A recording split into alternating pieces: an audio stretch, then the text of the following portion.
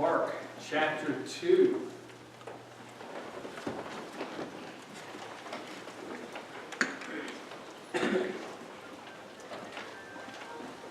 There's several things we can get from this section here. We'll begin at verse 13, if you'd like to read along with me. Then he, that is Jesus now, went out again by the sea, and all the multitude came to him, and he taught them. And as he passed by, he saw Levi, the son of Alphaeus, sitting at the tax office. And he said to him, "Follow me." So he arose and followed him. Now it happened as he was dining at Levi's house, that many tax collectors and sinners also sat together with Jesus and his disciples. For there were many, and they followed him.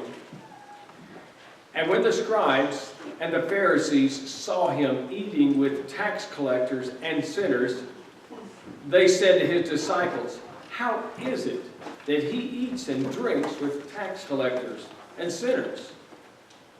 And when Jesus heard it, he said to them, "Those who are well have no need of a physician, but those who are sick. I did not come to call the righteous, but sinners to repentance." Point number one, maybe your translation has a different name than Levi down there. He's known as another character. Anybody know who that might be? Matthew. His name's Matthew. Matthew's mentioned here, and if you remember, he is one of the 12 apostles. Now here's the strange thing about it, is at least for the people of that time, and even for the other apostles themselves.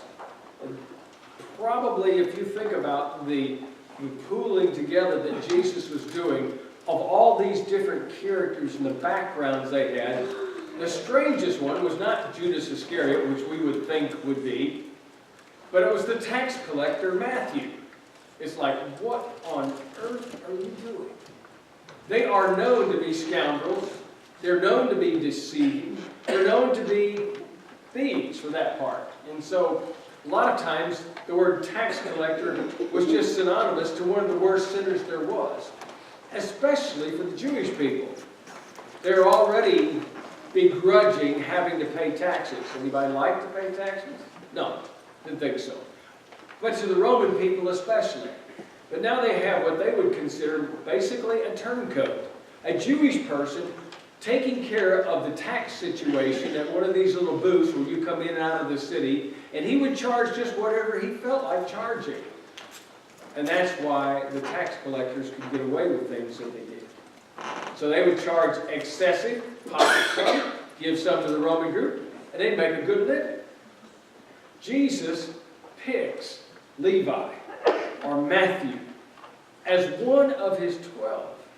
Now, if you can think about this, the rest of these guys are going, "I've been taking advantage all my life of these guys, and now I've got to deal with one of these in amongst us." When we look around at the backgrounds of the apostles, it should reflect how God looks at his people in the church. So we have a variety of different people, backgrounds of fishermen and no telling what else, and included in that is somebody of the most deceptive background there would be, a tax collector. And here you find this guy being accepted by Jesus, put in as one of his leaders. And later it would be very important. Writing the Gospel of Matthew, among other things, and other things I'm sure that the apostles did. Matthew was involved in that also. So here you have, number one, Jesus pooling together a variety of different people. What I want you to see out of this is as we look around, I'm sure sometimes we look at some and go, "Man, I'm not sure how that person fits." Or maybe you look at yourself and you think, "I just don't know if I really have a place. I'm more the outsider. I don't fit as part." Well, you see, that's exactly what Jesus was doing when he pooled the apostles together to say, "This is what my church one day will look like." Such a mix of different people to perform the purpose that I've chosen for them to do. It's the same as the church now having that same responsibility. The other side is the scribes and the Pharisees, they didn't like it. They didn't like any of the guys in there, but you know what they do is they pick out the one that they least like, the one they can pick on the most, and they talk about Matthew or Levi, whichever the name might be you choose. And that'll happen too. But the fact is, the world continues on picking at and doing things about the church. But we still have a message to get out. The point that Jesus is doing is when he pulls it all together, and they're now in front of his 12 guys, as he's putting them together, comes a reminder of what he's up to.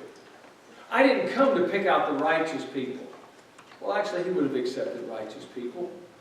But what he was emphasizing is the guys that think they've got it all together, that they don't need me, they're not coming to me.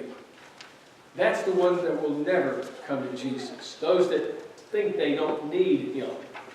But the sinners that recognize how important Jesus is and how valuable he will be in their lives and how desperately they need him, they will come and he will heal. He heals. The desperate, the struggling, the people that are problem with sin, that deal with that on a day-to-day basis, he heals. And he healed sicknesses. But his big goal was healing sin-sick souls. Yours and mine. Thank God for that. And the fact that after he does that, that he puts us together and pulls us together and says, this is my people. This is what reflects what God planned to do at the beginning. Maybe you feel like you fit in, maybe you don't, but you do. You are an elect person from God. If you're a Christian tonight, I want you to leave here with the realization that God loves you. And no matter what you think about yourself, how high, how low, you're right there with the rest of them. Valuable and important. And if you're not a Christian tonight, you are valuable. You just need to make a decision to choose Christ. Come and be baptized tonight if you've not made that commitment. Come back if you've gone away and haven't lived up to the commitment that you made. Jesus came for you to heal a sin-sick soul. Are you struggling? Do you need praise? And if there's a yes answer in your heart, then come down front while we sing.